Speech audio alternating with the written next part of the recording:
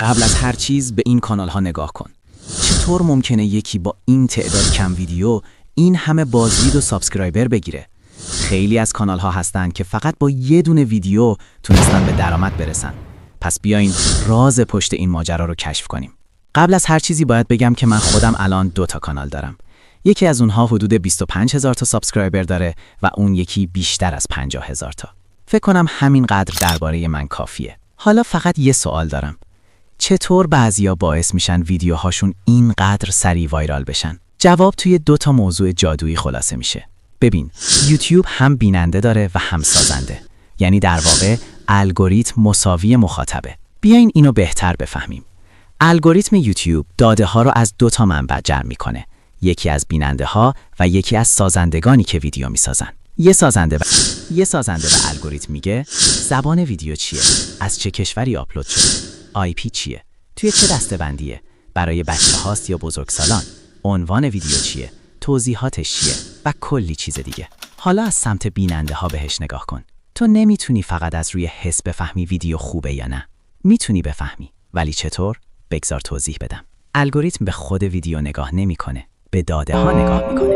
الگوریتم یوتیوب ممکنه خیلی وقتا تغییر کنه، اما 2 تا چیز همیشه ثابت میمونه: CTR و AR. باید بدونی این 2 تا یعنی چی. CTR یعنی کلیک ترو ریت یا همون نرخ کلیک. CTR نشون میده چند درصد از کسایی که ویدیو رو دیدن روش کلیک کردن. به این تابلو نگاه کن. فرض کن ویدیوت به 100 نفر نشون داده شده و از بینشون 10 نفر روش کلیک کردن. یعنی CTR تو شده 10%. حالا فرض کن ویدیوت به 1000 نفر نشون داده شده و 45 نفر کلیک کردن. پس CTR میشه 4.5%. اگه مجموع نمایش ها 1100 تا و مجموع بازدیدها 55 تا باشه، فرمول CTR اینه: 55 تقسیم بر 1100 ضرب در 100 مساوی 5%. CTR ویدیو 5%. حالا اگه یه ویدیوی دیگه CTR بالاتری، مثلا 20% داشته باشه، طبیعیه که یوتیوب اون ویدیو رو به آدم‌های بیشتری نشون میده، چون آدم‌های بیشتری روش کلیک میکنن و دقیقاً همین باعث میشه ویدیو وایرال بشه. از تجربه شخصی خودم بگم، اگه CTR ویدیو بالای 7% باشه، احتمال اینکه بازدید زیادی بگیره خیلی بالاست. مثلا پربازدیدترین ویدیوی من CTR 7% داره. پس قانون ساده است: تامنیل تو هر چی میتونی جذاب بساز، چون هر چی CTR بالاتر باشه، احتمال وایرال شدن بیشتره. اما فاکتور دوم AR هست، یعنی Audience Retention یا نگه داشتن مخاطب. فرض کن ویدیوت 7 دقیقه طول میکشه. از بین 10 نفر بیننده، 3 نفر 5 دقیقه دیدن، 7 نفر فقط 2 دقیقه دیدن. مجموع زمان کل میشه 10 ضرب در 7، 70 دقیقه. ولی در واقع مخاطب‌ها فقط 29 دقیقه تماشا کردن. فرمول AR اینه: زمان تماشا تقسیم بر زمان کل ضرب در 100.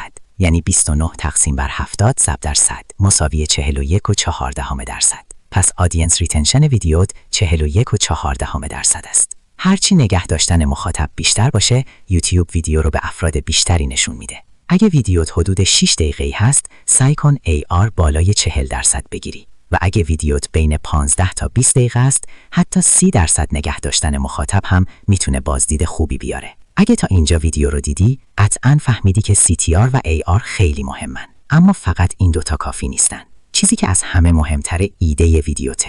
موضوعی که برای ویدیو انتخاب میکنی تعیین میکنه مردم اصلاً علاقه‌مند هستند یا نه. اگه ایده ویدیوت خسته کننده باشه، حتی اگه ادیت عالی و صداگذاری حرفه‌ای هم داشته باشی، باز هم بازدید زیاد نمیگیری. در عوض بعضی کانال‌ها حتی بدون موسیقی یا سئو درست میلیون‌ها بازدید میگیرن. میدونی چرا؟ چون ایدهشون فوق‌العاده است. ولی خب پیدا کردن یه ایده وایرال کار آسونی نیست. اگه خواستی ویدیویی بسازم درباره اینکه چطور ایده‌های وایرال برای یوتیوب پیدا کنی، حتما تو کامنت‌ها بنویس. همین برای امروز کافیه. پس تو ویدیوی بعدی میبینمت.